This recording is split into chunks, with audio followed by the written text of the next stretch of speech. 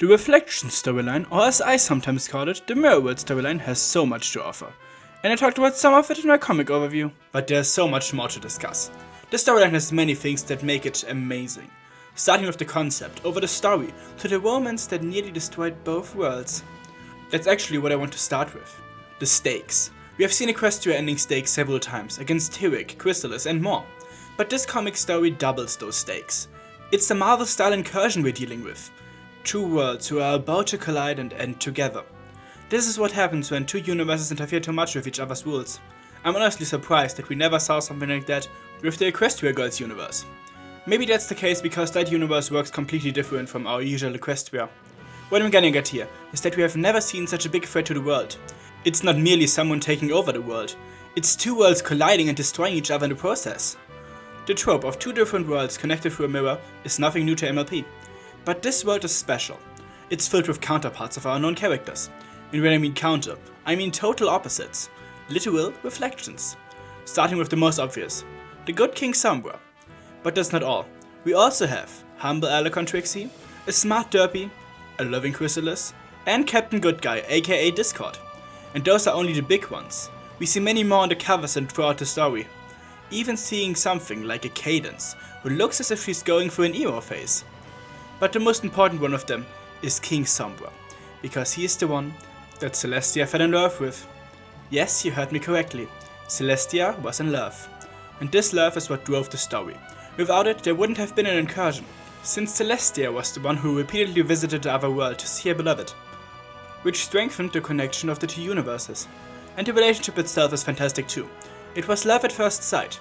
Celestia was awestruck by his dashing appearance, and he was smitten by her adorable dorkiness, as well as by the fact that he hadn't seen the Celestia of his world smile for a long while. They spent lots of time together, on their first visit, and they got to know each other. Over many visits, their love blossomed, and even after Starswell forbid her from going back, she didn't stop. For love. She felt bad for lying to her teacher, but their love was strong. But it was never meant to last. Their wish.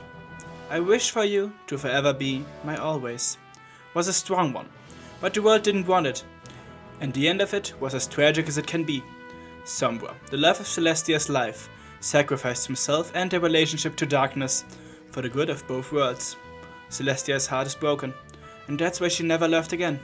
She even kept a piece of the mirror, and I like to imagine that she occasionally looks through to see the pony she loves. This would mean that she will never let go of the past, but it would fit the way the story was told.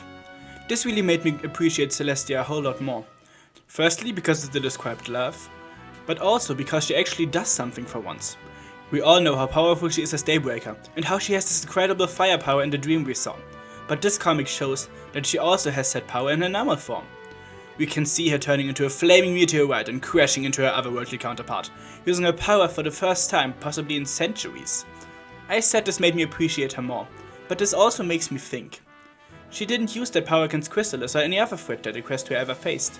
Now we could say that she really is useless and lazy and gave the task to Twilight because of it. But we could also say that this time it's different. This time she had love to empower her. Love for her sister and her lover. I know that this is very far-fetched, but I like to see the positive possibilities in things. Then we have the villains of the story. Celestia and Luna. Well, their counterparts. The comics did it before the show did, and showed us an evil version of Celestia, even if we have no idea how she got corrupted. There isn't much behind that Luna and Celestia except for just being evil versions. Especially Luna, who only became evil when our Luna got freed from the curse of being Nightmare Moon, through the connection of these worlds, which is also the explanation for Celestia being evil. But the best part about them is the betrayal. In the end, the selfish nature of the evil Celestia comes through, and in an effort to make the final push towards the incursion, she blasts her sister, making her the lone villain to fight and opening the final fight, in which first Celestia tries to sacrifice herself, but then Sombra jumps in and does it himself. Truly spectacular. One more big thing I need to mention is the way the story is told. We don't just follow a linear path through the events, but rather a constant switching between past and present, and our and mirror Equestria. While this gets confusing at times, I experienced that first too when trying to explain the story in my overview, it also is incredibly interesting if you are able to follow it. It gives many opportunities for cliffhangers and exposition without it feeling redundant, annoying, or like exposition. It feels like part of the story, while giving us so much lore and backstory, and I absolutely love it. To finish this up, I want to mention one small detail: the fourth wall break. In one of the panels where Twilight freaks out about the concept of the new world, one of the posters says, "If you're reading this, you may be overthinking this comic book." Yes, I do. But what do you think? What is your favorite part of the story? Which evil counterpart would you want to see more explored? Do you enjoy this tragic romance story? Cause I definitely do. I mean, I cried while writing this, and possibly while editing too. Let me know. Like, comment, and subscribe if you enjoy my content. Join my Discord if you want to discuss some more. Thanks to my patrons, especially to Windy Bear and Maverick. And until next time, fellow Ronies, fellas, and bye.